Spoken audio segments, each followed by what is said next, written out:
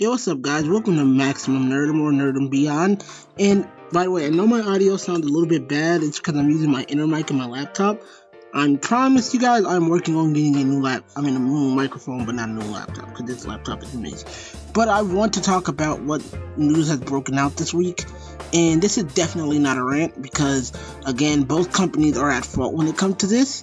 Spider-Man being out of the MCU. Now, first of all, I want you guys to I wouldn't say take this with a grain of salt, but everything can always be renegotiated and worked out between D23 or between the next 5 months. Because Marvel and Sony doing this, yeah, it's kind of sad, but a lot of it is making sense on both ends. Disney wanted more money from Sony, and that's crazy because Sony, again, isn't the most fruitful of companies. It is when it comes to like devices we use. Like, I'm pretty sure you're playing a PlayStation right now, or you've played one in your life. Yeah, so boycotting them isn't going to help, because there's going to be millions of people actually playing. And, we can't just look at only Marvel's side and defend them, or Sony's side. And I made some controversial tweets about it, but I'm here to be kind of neutral on the subject, because, again, Spider-Man being out of the MCU, that's sad. That is sad. Again, my favorite superhero here, and you guys know me, Phantom. My favorite two superheroes are Spider-Man and the X-Men. And hell, after getting the X-Men, we lost Spider-Man. The deal was essentially that Marvel would only get 5%, but after the success of Spider-Man Far From Home, they were just like, hey, we need that 50-50 split. Now, to me, that wasn't such a bad idea until I heard what that meant. That Sony would be putting out 50% to help with the finances of the movie. So with Marvel, cool, right? But Marvel would still be, how do I put it? They would still be at top of this deal. As someone who's like in charge of Sony's finances, that's a retarded deal. That is a terrible deal. Cause it's like, you're making less money than you were making when you were on your own. That's ridiculous, so why would you do that? But on Marvel's side, they were seeing it as, we're only making first dollar gross, which means like the money that they get from opening weekends and stuff. Which, again, that's usually a lot of money, because a lot of people like opening weekends. Honestly, they said they weren't making as much from their first dollar gross from Far From Home, because I'd say more of the timing of the movie came out right after Endgame, so people were going to be interested, but at the same time it came out during summer, 2 days before 4th of July, so people were traveling, people were getting ready for conventions. Me, myself, I was getting ready for Anime Expo, but I still went and saw the movie first day because, again, huge Spidey fanboy. But, even as a fanboy, I see where Sony is coming from, where they're like, look, that 50% is going to, our development costs, our employees, us making other products, us actually financing Spider-Man, and we need that. So no, we're not going to put up with 50% of the deal. Now, there's a lot of things going on. First of all, Sony is contracted with Tom Holland for 2 more movies. But there's one bad thing with that. They could always take Tom Holland and put them in a Sony-made movie. This could go either way. They could go for a reboot, which I really don't want them to do. That would be dumb on their part. But again, if the reboot was a completely fresh take, I'd be completely fine. Besides, I'm kind of getting burnt out on superhero movies anyway, so I'd probably only see that movie on DVD. Or they really can't continue much with it. They're probably going to put him in a Venom movie. They're probably going to try to put him in like Sinister Six or Morbius. And it's really great that they're going for this. Again, I see from both points of views. It's like, from what I'm hearing, even from Stanley's daughter's perspective, she's saying Disney is in the wrong for this, because Disney has always been sort of in a monopoly and forcing money down people's throats. She said that they were very abusive toward Stanley, which makes a lot of sense, because he didn't like his products being used in such a way, and I see that making more sense. But again, a lot of these things are rumors with negotiations. A lot of them are conspiracy theories. one conspiracy theory was that Amy Pascal, from what she was saying, was we're gonna take Spider-Man back.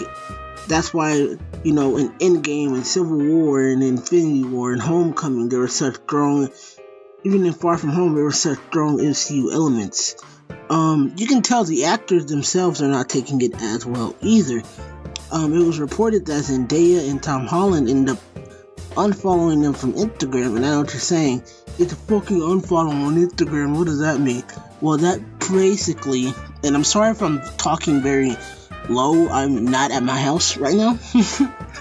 I'm at my friend's house, but basically that meant that when it's basically saying fuck the company, and I kind of see that. You don't know where you're at right now. You don't know where you're at with the job, because yeah, Tom Holland isn't working with the MCU, but he could end up working with Sony fully, and that's a very complicated thing. Again, renegotiations can always happen now. And my friend Ren was saying this. Ren's in charge of the channel, by the way. He was saying that they could always renegotiate in 5 months or at the end of D23.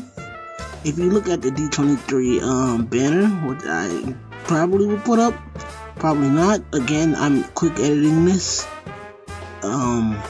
Basically, it shows Spider-Man, like the Captain Marvel, and Iron Man. And those two are like the head of the MCU. Captain Marvel just became she just kind of got thrown into that role because they were trying so hard with her. Honestly, Spider-Man kind of fit more of her roles than anything, but it's like a lot of things are left in the air. Like, how will his story play out? Because how Far From Home ended, there was a cliffhanger. Honestly, if you want me to be real, I feel like, yeah, there was a second negotiation deal from a rumor I heard that said it was a 75-30 split with Sony in favor, and Marvel was taking the 30 and they would take the 70. Again, this was a dumb deal on their part, because look, Marvel, you're gonna make the money back no matter what. Like, look what you own. You own Fox, dude. And shit, Sony, come on now. I'm not saying you should take the deal. Definitely don't. But renegotiate with your own thing. And I feel like that's what Sony's gonna do. I feel like, here's the thing. Marvel, you're getting a lot of money no matter what you do. 5% is not gonna hurt you in any ways. But Sony is like, don't be stubborn and you the character of the crutch. Here's the thing, both of you guys have a crutch over one another. Sony, you have the character and the rights of a very famous and beloved character. Marvel, you have the brand of Marvel, which means you have a whole universe behind you. So it's like, you guys are both at each other's throats. But again, you guys can renegotiate this. Now, again, this could all be a hoax, cause again, D23 is currently going on, so of course no Marvel executive has time to actually sit down, write a tweet or whatever. Sony of course does have the time, but here's the thing, Sony just bought Insomniac, which makes Spider-Man games. It's really suspicious that this happened after they bought that company. As someone who's not super into marketing, but learn to get into marketing because I like reporting on the news, this is a lot to go over. Now, am I going to tell you to read all the marketings and all of the report and the financial reports? Hell no. I was bored out of my fucking mind doing it. But I'm telling you, it was more on the Marvel Disney side. We shouldn't have brand loyalty to them because, again, as much as I love the MCU, they can do shady things. But as much as I love Sony, they also can do shady things. The same thing happened with the Amazing Spider-Man 2. To getting hacked for things to get back on track. But my thoughts on it, I'm sad, but at the same time, you gotta remember, this is a business, and you gotta see from both points of views. You gotta make everyone happy when it's a business, because at the same time, they'll drop you like that, and you're done. But yeah, this has been Phantom and Maximum Nerdum. Again, I'll try to get a new mic. I know I have to review a lot of House of X and Power of X. I might just make a retrospective on some of it, because again, a lot has been going on with it, like with Nimrod and Apocalypse and all that. On my own channel, I have to make an update video, but that's when I get enough money for my microphone. But probably will be a USB mic, so yeah, it'll sound a lot better than this. And also, I'm not at my house, and I'm kind of sick right now.